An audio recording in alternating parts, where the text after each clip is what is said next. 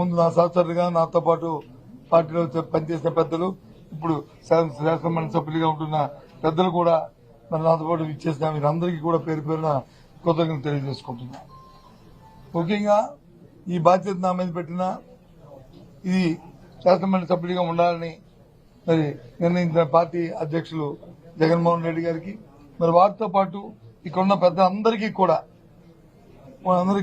మళ్ళీ ఒకసారి నేను మనస్ఫూర్తిగా వాళ్ళకి కృతజ్ఞతలు తెలియజేస్తూ, తప్పకుండా వారి మనసులో ఏముందో వాళ్ళు ఏదైతే కోరుకుని కార్యక్రమం చేయాలని కోరారో దాని అంతటినీ కూడా మరి నేను నిర్వర్తిస్తానని చెప్పి చేస్తానని చెప్పి మనస్ఫూర్తిగా వాళ్ళకి మాటిస్తున్నాను ఈ నేపథ్యంలో. అది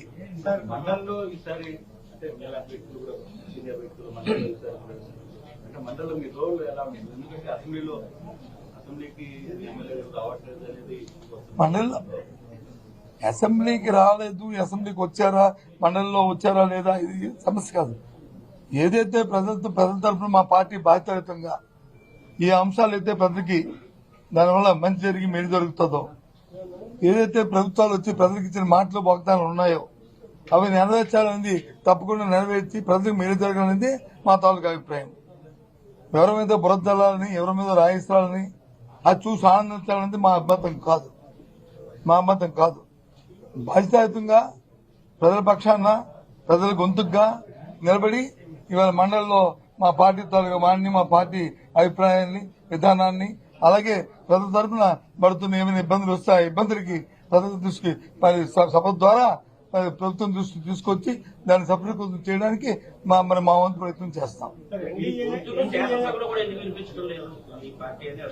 ఏదండి ముందు వినిపిస్తారు? ఎన్నాళ్ళైంది శాసనసభ స్టార్ట్ అయ్యి? ఎన్నాళ్ళైంది? ఇంకా ఓ సభ అయింది. ఆ సభ అప్పుడే మీరు ఆ నిర్ణయానికి వస్తారుగా. ఇప్పుడు 3 నెలలు అయింది, 75 రోజు, ఇది 75 రోజు అనుకుంటాను. మరి ఇప్పుడు ప్రజెంట్ ప్రభుత్వం ఎన్నో వాగ్దానం చేసింది, ఎందుకు చేయలేదు అంటే దానికి అర్థం ఉందా? Take time, give time, you will see.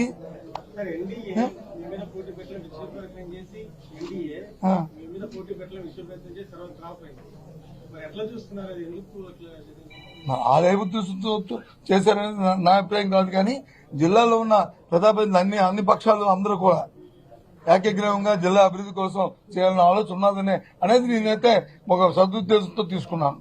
ఆ ప్రకారమే రాబోయే కాలంలో కూడా విశాఖపట్నం జిల్లా పూర్తిగా, అలాగే మా ఉత్తరాంధ్ర ప్రాంతం పూర్తిగా ఒకే మాట మీద మరి అభివృద్ధి చెందాలి, రాజకీయాలకు అతీతంగా అనేది ఈ ఎన్నిక ద్వారా నేను కోరుకుంటున్నాను.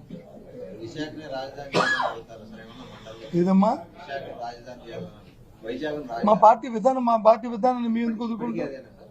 అది మళ్ళీ దీని మీద మళ్ళీ చర్చించుకుంటాం.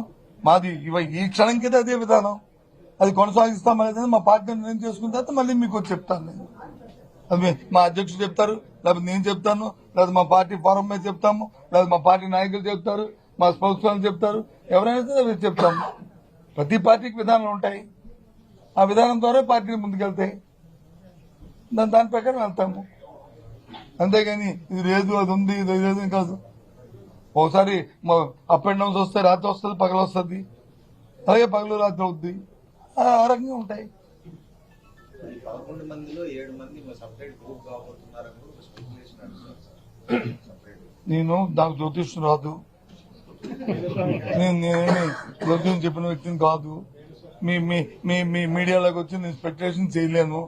నేను సామాన్యుని, వాస్తవాలకు దగ్గరగా ఉన్నవాడిని కాబట్టి వాస్తవాలు ఏమంటే మాట్లాడుకుంటాం. లేదు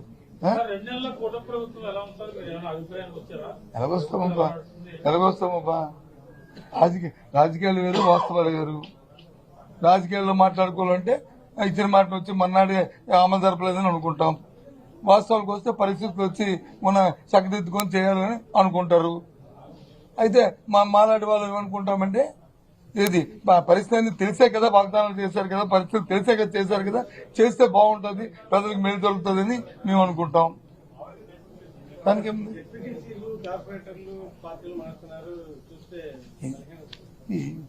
ఇది మన ఒక్క రాష్ట్రం జరుగుతుందా?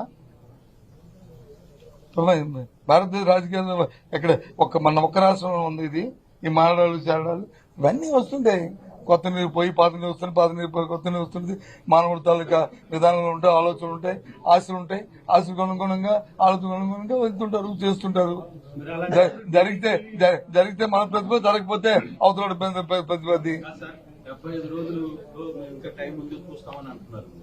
నేను చూస్తాను అనలేదు, అవతల అంటారు కదా అన్న, నేను చూస్తాను అనలేదు. తప్పు ఆమె తొయ్యకు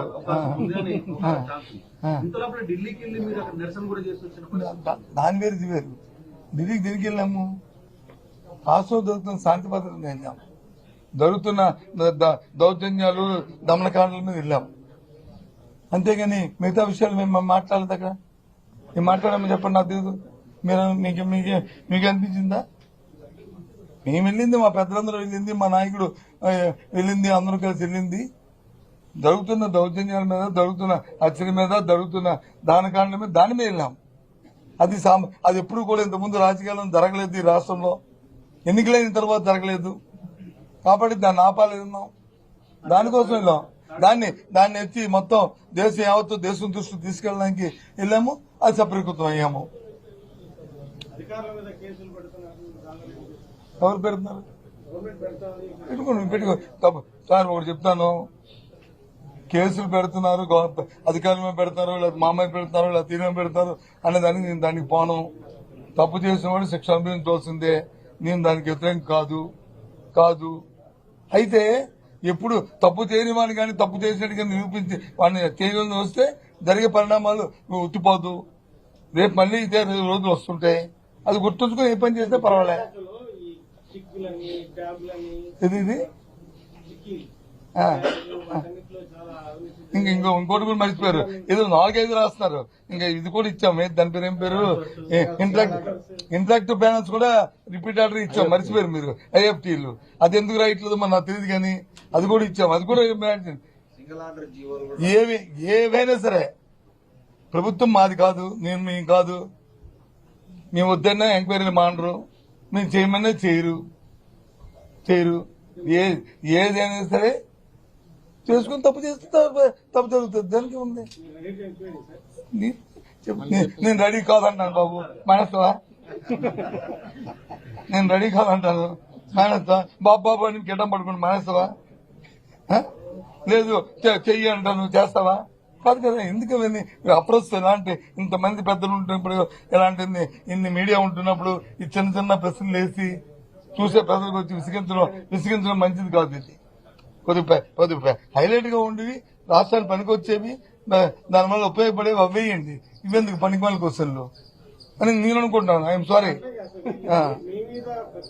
నా మీద కానీ ఎవరి మీదైనా సరే నేను చెప్తున్నాను, నా మీద కానీ ఎవరి మీదైనా సరే నీకు అంటుందంటే నేను వద్దండి మానేసా. ప్రభుత్వం మాది కాదు, ప్రభుత్వం ఉంది, చేయమండి, తప్పేముంది. ఇంకోటి చెప్పడానికి నేను యాడ్ చేస్తాను. ఇంకో 2 ఉన్నాయి, అవి కూడా యాడ్ చేస్తాను. అవి కూడా తప్పేముంది. ఏంటి ఏమంటారు దానికి? ఇప్పుడు మళ్ళీ దానికి సపరేట్ ప్రెస్ పెట్టుకున్నాం. అసెంబ్లీ కౌన్సిల్ జరిగినప్పుడు చర్చ వస్తుంది, లేకపోతే వచ్చినప్పుడు వచ్చి దాన్ని సపరేట్ పెట్టుకుని అప్పుడు దాన్ని మాట్లాడుకుంది. ఇలాంటి ఇది అప్రస్తుతం. ఇలాంటి దయచేసి వీలైతే అది డిలీట్ చేసేయండి. ఏది ఉంటే అది చేసుకోమని చెప్పండి చాలు. మిగతా ఎందుకు అనవసరం. అంతే కదా. అంతేనా? ఇంకేం బాగా అందరూ ఫీల్ గుడ్ అయింది కదా, అందరూ బాగున్నారు కదా. Thank you very much for coming and joining my occasion. Thank you.